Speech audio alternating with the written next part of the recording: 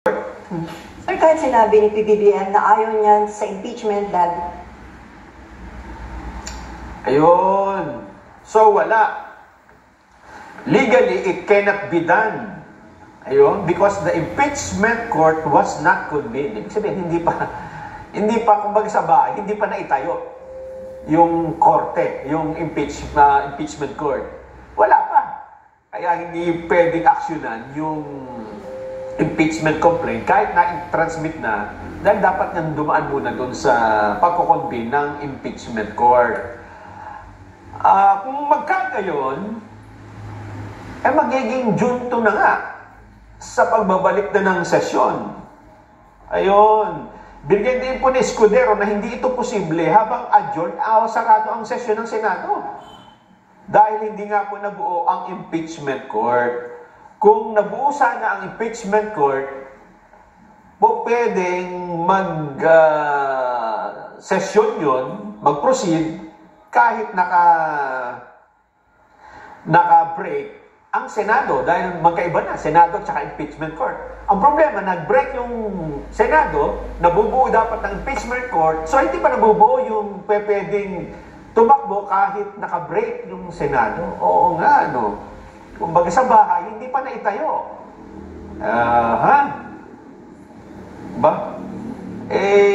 Ibig sabihin dito, etong pansinin natin, kasi June 2, bubuo pa ng rules to di ba? Bibigyan pa ng pagkakataon, halimbawa, buuin muna yung rules, ilang araw yan. Tapos bibigyan pa ng pagkakataon ang Vice President na maghain ng kanilang sagot. Kung di ako nagkakamali, 10 araw At kapag halimbawa, 10 araw, pwede pa humingi ng extension, di ba? Sabi niya, daming complaint, 6 o 7 pala. 7. Aabutan mo sila ng June 30. Expired na yung termino ng mga napiling congressman na magiging prosecutor, pati ng mga senador na mag-expire na ang termino, magpapalitan na. Paano yun? Yan ho ang magiging problema natin, makakababayan. Hindi pala natin problema. Problema ng mga nagsusulong ng impeachment. Talaga naman, Doon ho sa mga congressmen, kahapon ipinakita natin kung sino pumirma, hindi po ba? Tingnan natin, sino naman ang mga hindi pumirma sa impeachment? Ayan, pasilip. Nasaan? Ayun. Oo, hindi natin maisa-isa, madami sila. Si Revilla, yung magkakamag-anak ng Revilla pala, hindi pumirma, Vergara, Rivera. Legarda. Yun, ito yung mga hindi pumirma. Ilan lahat ito?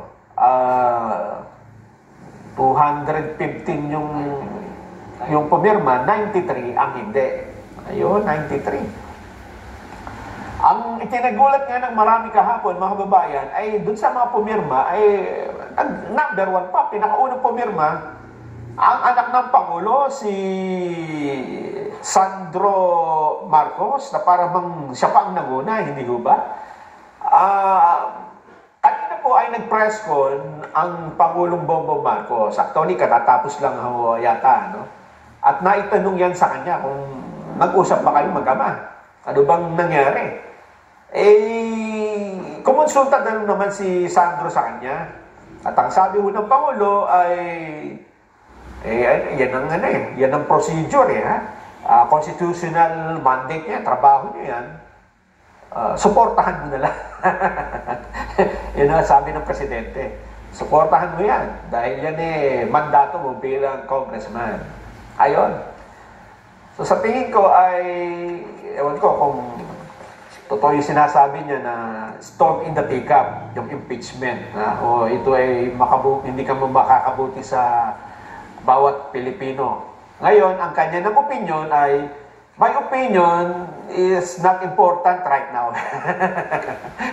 Hindi na raw importante kung anong kanyang opinion ngayon at ang gagawin na lang niya ay mag-o-observe siya sa mangyayaring ito, sa proseso. At hindi rin naman pakikialaman ang Senado kung anong gagawin nila dito, hindi ba? Kagaya ng ginawa ng Senado na hindi muna ito natalakay dahil late nga po dumating, hindi ba? Ay, alas 5 na ng hapon, mag-break na, hindi po ba? Siguro yan din po ang itatanong natin sa ating mga babayan para may kausap naman ako dito, ha? Kung tama ba ang ginawa ng Senado? Tama ba ang ginawa ng Senado na wag i-convene ang impeachment court? Una-una, late nga wala pa Hindi nakarating sa, siguro kung ngayon siya dumating, tapos bukas o today ay may session pa, baka pwede natin sabihin, yan, nandiyan pa, may panahon pa, hindi ba? Kaya lang, hindi nyo masisisi ang Senado dahil last 2 minutes hindi naman basta ba, ang sabi ni Senador Tolentino kahapon, ang dami pang di-discuss, hindi ba? Marami pang di-discuss, tinatapos bago sila mag-session break.